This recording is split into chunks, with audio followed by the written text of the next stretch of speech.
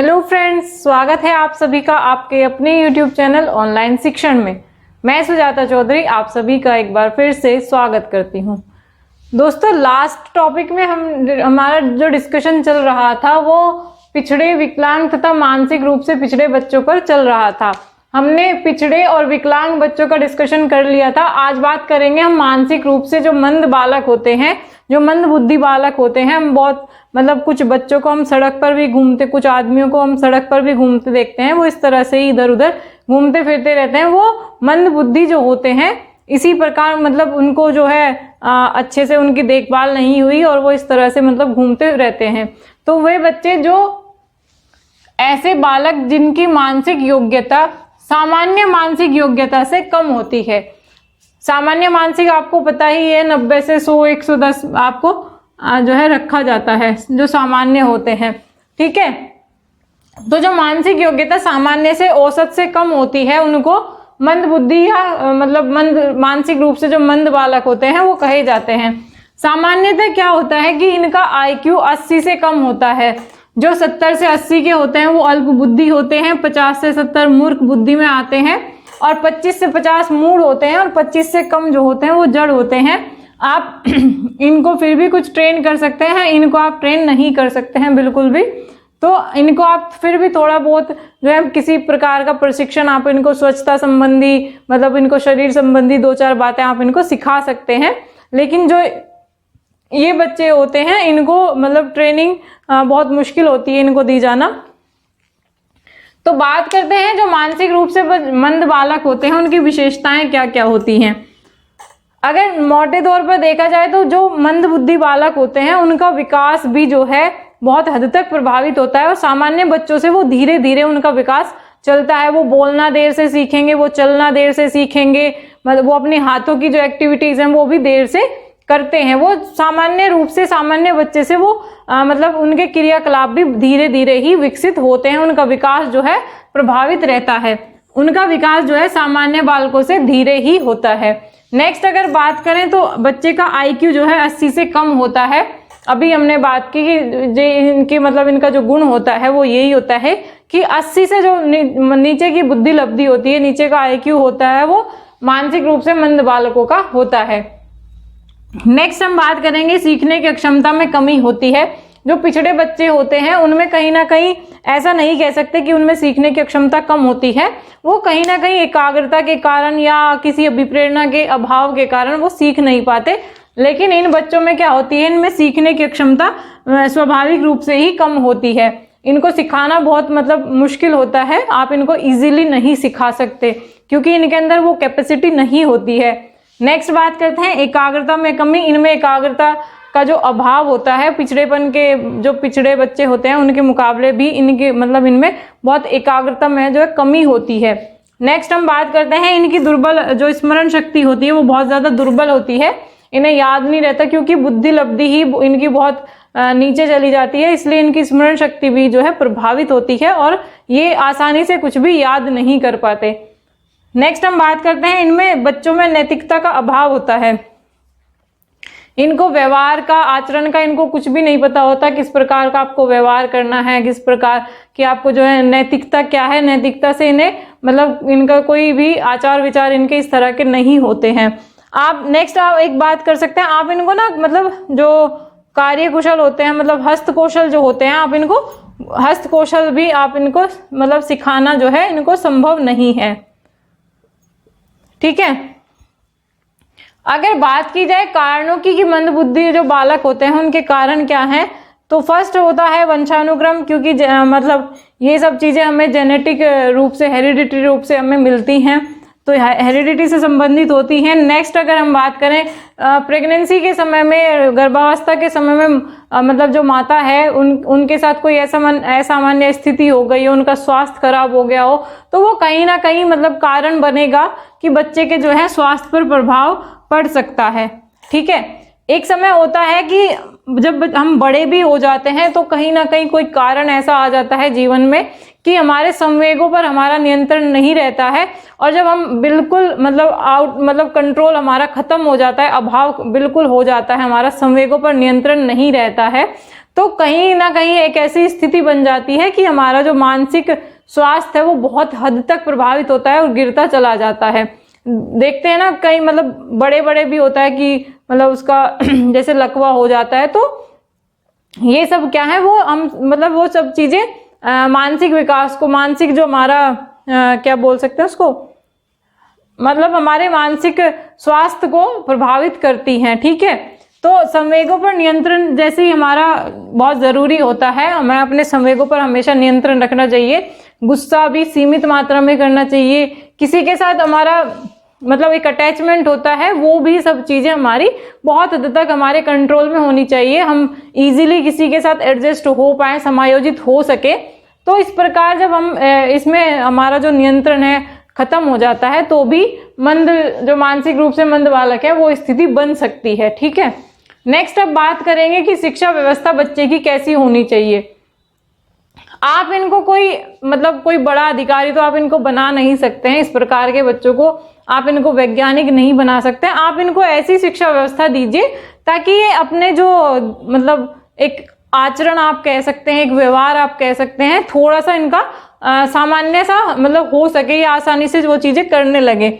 आप इनको पढ़ने लिखने संबंधी जो है आप इनको पढ़ा सकते हैं। भाई आप इनको बेसिक मतलब कह के की जानकारी दे सकते हैं, पढ़ा सकते हैं। आप इनको लिखने बोलने की आप इनकी शिक्षा व्यवस्था करा सकते हैं। नेक्स्ट हम बात करें आचरण की, क्योंकि इनमें जो है नैतिकता का अभाव होता है इन बच्चों में, तो आप इनको इस तरह की शिक्षा व्यवस्था करा सकते हैं कि इनके व्यवहार में जो है, इनके आचरण में जो है वो नैतिकता, एक दो जो गुण आप डेवलप कर सकते हैं, सद्भाव की आप इनको शिक्षा दे सकते हैं। ठीक है, नेक्स्ट हम बात करते हैं शारीरिक सुरक्षा की। ऐसे बच्चे होते हैं इनको नहीं पता होता मतलब कौन हमारे साथ कैसा व्यवहार करता है, तो कहीं ना कहीं हम इनको शारीरिक सुरक्षा की जो है जानकारी दे सकते हैं। नेक्स्ट अगर हम बात करें तो आप इनको हाइजीन से संबंधित, आपको मतलब खाने से पहले आपको हाथ धोना चाहिए, ब्रश करना चाहिए, ये सब चीजें आप इन्हें सिखा सकते हैं जो स्वच्छता से संबंधित होती हैं। भोजन संबंधी आप इनको शिक्षा दे सकते हैं, हमें किस प्रकार खाना चाहिए, कैसे खाना चाहिए, तो ये सब चीजें हम इनको, इन बच्चों को सिखा सकते हैं। अगर बात की जाए जो इन बच्चों को पढ़ाएगा, जो इन बच्चों को सिखाएगा, वो शिक्षक कैसा होना चाहिए, तो नॉर्मली तो शिक्षक के सारे गुण वो ही हैं कि शिक्षक में जो है धैर्य होना चाहिए इन बच्चों के साथ, क्योंकि आपको धैर्य की आवश्यकता पड़ेगी। आपको बहुत बार मतलब ऐसा भी हो सकता है, ये पलटकर आपको मार भी सकते हैं ये बच्चे, इनको क्योंकि इनको आचरण तो करना आता नहीं है, इनको इनके अंदर नैतिकता नहीं है। अगर आप इनको थोड़ा सा भी डांटेंगे तो ये कहीं ना कहीं एग्रेसिव हो सकते हैं। तो क्या होगा कि शिक्षक में आपको जो अगर एज ए टीचर आप इनके सामने जाएंगे तो आपके अंदर क्या होगा कि धैर्य आपके अंदर होना चाहिए, प्लस आपके अंदर सहनशीलता आपके साथ होनी चाहिए, और आप में कहीं ना कहीं स्नेहपूर्ण व्यवहार इन बच्चों को, क्योंकि स्नेह की आवश्यकता है, मतलब इनको दुलार की आवश्यकता होती है इन ऐसे बच्चों को, तो आपके अंदर जो है स्नेहपूर्ण व्यवहार करने का गुण भी होना चाहिए। तो ये हुआ हमारा मंद बुद्धि जो बालक है, हमारे मानसिक रूप से मंद बालक हैं, उनके बारे में डिस्कशन। स्क्रीनशॉट लेना चाहे ले सकते हैं, फिर नेक्स्ट टॉपिक पे बात करते हैं।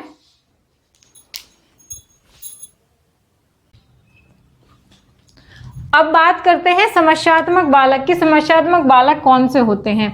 वे बालक जिनके व्यवहार से समस्याएं उत्पन्न होती हैं, जो आसपास में उनके रहने वाले मनुष्य हैं, व्यक्ति हैं, उनके व्यवहार से उनको समस्या होती है, तो वो क्या कहलाएंगे? आपके समस्यात्मक बालक कहलाएंगे। समस्यात्मक बालक के प्रकार क्या होते हैं उसको देख लेते हैं।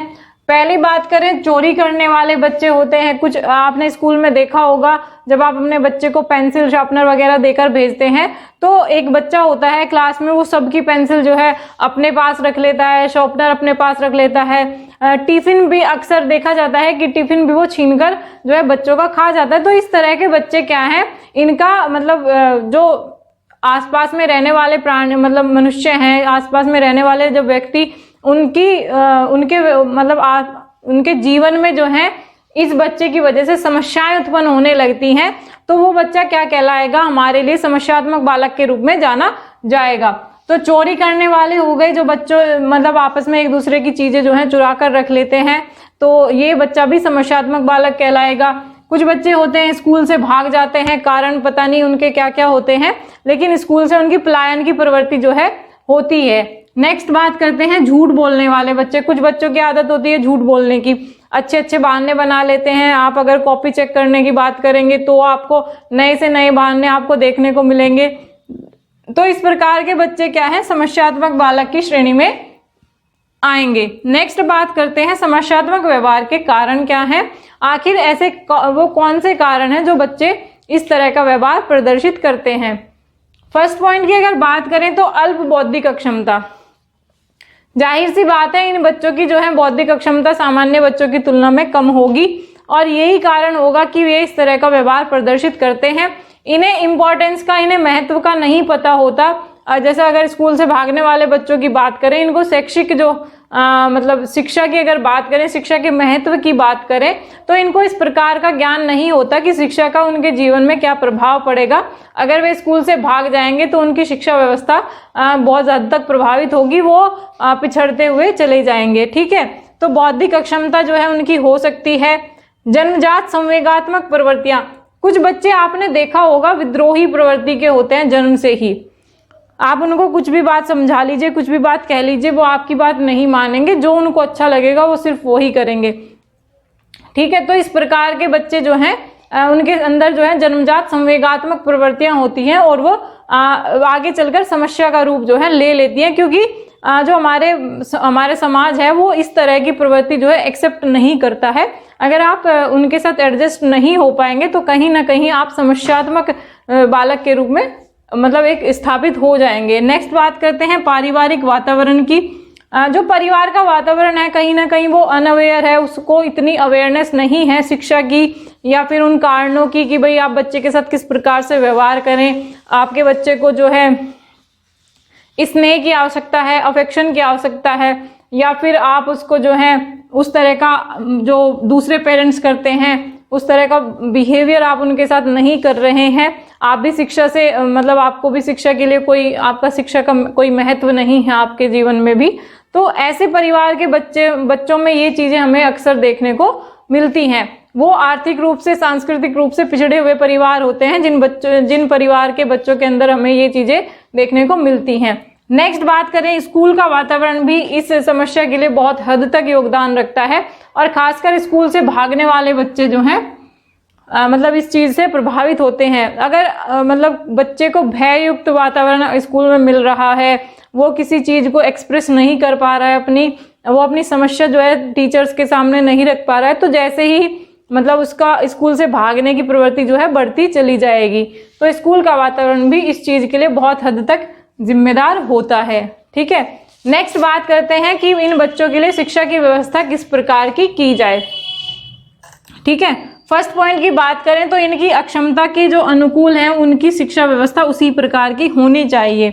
कुछ बच्चे होते हैं हष्ट पुष्ट होते हैं, तो उनको अगर वे शिक्षा में रुचि नहीं ले रहे हैं, उनका शैक्षिक गतिविधियों में इतना मतलब समायोजन नहीं हो पा रहा है, उनका प्रदर्शन अच्छा नहीं है, तो आप हो सकता है वो खेलकूद में अच्छे हों, हो सकता है वे किसी हस्त कौशल में अच्छे हो सकते हैं।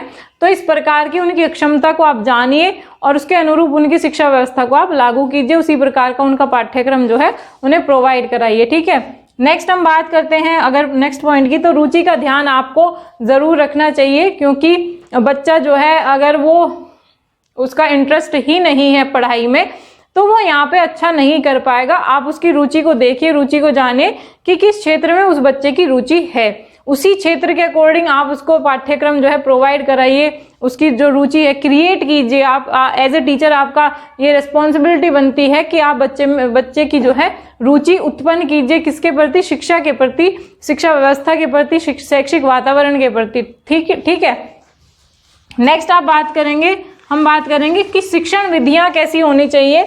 इस प्रकार के बच्चों को हम खेल विधि से, प्रोजेक्ट विधि से जो है, प्रयोगशाला विधि आप यूज कर सकते हैं। ठीक है, प्रयोगशाला विधि यूज कर सकते हैं आप। एक्टिविटी बेस्ड जो हमारी चीजें होती हैं, एक्टिविटी बेस्ड तो इस प्रकार की चीजें हम अपनी शिक्षण विधियों में मतलब इस प्रकार की शिक्षण विधियां हम अपने जो हमारा मेथड है उस मतलब इस प्रकार से हम इस्तेमाल कर सकते हैं कि इन बच्चों को हम इन मतलब एडजस्ट कर सके, समावेश हम इनका आसानी से कर सकें, ताकि ये भी रुचि लेने लगे, स्कूल से ना भागे, और इनकी इस प्रकार की जो ये आदतें हैं, चोरी करना, झूठ बोलना, हम उन सब चीजों का निराकरण कर सके।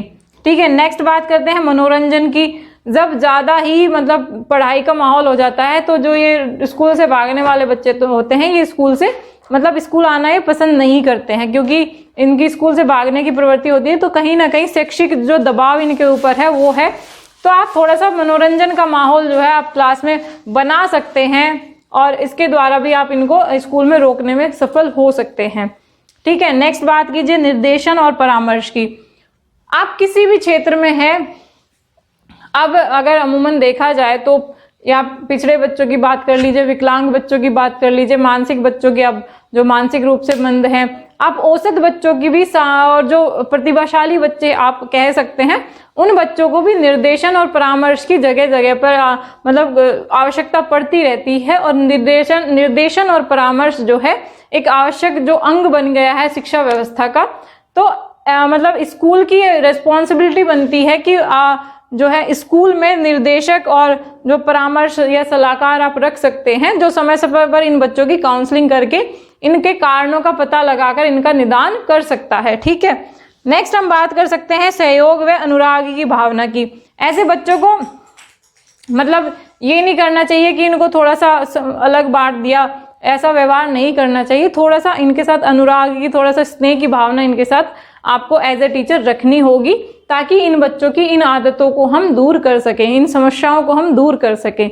ठीक है, ये हो गया हमारा समस्यात्मक बालक। नेक्स्ट बात करेंगे हम बाल अपराधी की। फिर इस टॉपिक के साथ हमारा कंप्लीट हो जाएगा। स्क्रीनशॉट लेना चाहें ले सकते हैं। ठीक है,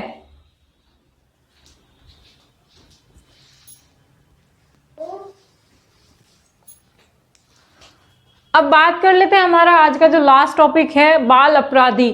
बाल अपराधी क्या होते हैं? कोई कारण ऐसे हो जाते हैं बचपन में, मतलब किसी कारणवश जो है बच्चे से कोई अपराध हो जाता है जो सामाजिक नियमों का उल्लंघन करता हुआ प्रतीत होता है। तो इस प्रकार के जो बच्चे होते हैं वो बाल अपराधी कहलाते हैं। अगर बात की जाए, फर्स्ट पॉइंट की बात करते हैं, जो समाज के मान्य नियमों का उल्लंघन करता है। अब कुछ समाज के नियम हैं, कानूनी नियम हैं, तो जो बच्चा उन नियमों का, उन कानूनों का उल्लंघन करता है, वो किस श्रेणी में रखा जाता है? बाल अपराधी की श्रेणी में रखा जाता है। इनके लिए जो उम्र है वो 18 वर्ष से कम उम्र के बच्चे हैं, लेकिन अब ये घटाकर 16 वर्ष कर दी गई है। ठीक है, इसको चेंज कर दिया गया है। पहले क्या था, 18 वर्ष से जो कम उम्र के बच्चे थे वो इस तरह का, मतलब अगर कोई उनसे सामाजिक जो है कानून टूट जाता था, उल्लंघन हो जाता था, और 18 वर्ष से उनकी आयु कम होती थी, उन्हें बाल अपराधी कहा जाता था। वे बाल मतलब इसी प्रकार के कारावास में उन्हें अगर कोई सजा वगैरह उनको होती थी तो इसी प्रकार का उनके साथ व्यवहार किया जाता था। ठीक है, बात करें अगर विशेषताओं की कि बाल अपराधी की विशेषताएं क्या होती हैं। सबसे ज्यादा जो होता है इनमें अहंकार बहुत ज्यादा होता है। ये किसी की सुनने समझने की स्थिति में नहीं होते हैं। इनके अंदर मैं की भावना होती है कि जो कुछ हूँ, मैं सर्वश्रेष्ठ हूँ। ठीक है, मैं ये कर सकता हूँ, मैं वो कर सकता हूँ। इस प्रकार इनमें अहंकार जो है कूट कूट कर भरा होता है।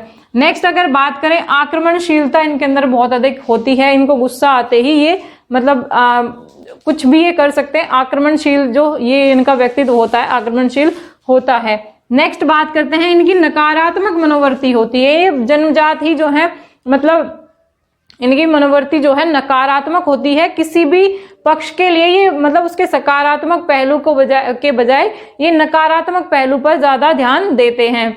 नेक्स्ट बात करते हैं, इनके अंदर बदले की भावना होती है। अगर आपको इनको कुछ कह देंगे और इनको मतलब वो चीज का बुरा लग गया तो ये कहीं ना कहीं इनके मन में ऐसा ठान लेते हैं कि इससे मुझे मतलब बदला जरूर लेना है। बहुत सारे बच्चे भी हमें ऐसे देखने को मिल जाते हैं। तो स्कूल में भी मतलब, तो ये सब जो हम बाल मनोविज्ञान के अंदर पढ़ते हैं, इस प्रकार के हम बच्चों का जो है डिस्कशन करते हैं, वो सब इन्हीं चीजों के लिए आवश्यक है, क्योंकि स्कूल में हर प्रकार का बच्चा देखने को मिल जाता है। ठीक है, नेक्स्ट बात करते हैं बाल अपराध के कारण क्या क्या हैं। इसके लिए आनुवंशिकता भी जिम्मेदार हो सकती है। कुछ पेरेंट्स जो होते हैं, मतलब जिस प्रकार का घर होगा उसका, जिस प्रकार का उसका वातावरण होगा, जो गुण उसको अपने पेरेंट्स से मिले हैं, कहीं ना कहीं वो प्रभावी होते हैं और आनुवंशिकता इसका एक कारण हो सकता है। नेक्स्ट बात कर सकते हैं आर्थिक कारण। बच्चे की समस्याएं जो हैं, बच्चे की आवश्यकताएं जो हैं पूरी ना हो पा रही हो, जो पेरेंट्स का आर्थिक स्तर है, बच्चे का जो इकोनॉमिकल लेवल है पेरेंट्स का, घर का, परिवार का, वो उसकी आवश्यकताओं को पूरा ना कर पा रहा हो, इस कारण से भी वो इस प्रकार के कदम उठा सकता है। ठीक है। सामाजिक कारण बहुत सारे ऐसे होते हैं कि बच्चे का अपहरण कर लेते हैं, फिर उनको मतलब भीख मांगना या फिर चोरी वगैरह करना, इस प्रकार के उनसे जो है अपराध कराने लगते हैं। तो ये बहुत सारे सामाजिक कारण है।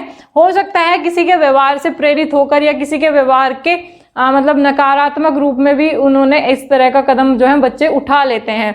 शिक्षकों ने उसके साथ कुछ गलत कर दिया हो, या माता पिता का जो है व्यवहार उसका ऐसा ना हो, दोस्त उसे इस प्रकार के मिल गए हो, तो मतलब समूह में जब वो शामिल हुआ तो वो सब चीजें उसके अंदर स्वतः ही फिर शामिल हो जाती हैं। ठीक है। तो सामाजिक कारण भी हमारे हो सकते हैं। नेक्स्ट हम बात करते हैं कि इसके उपचार किस प्रकार हम कर सकते हैं। ठीक है।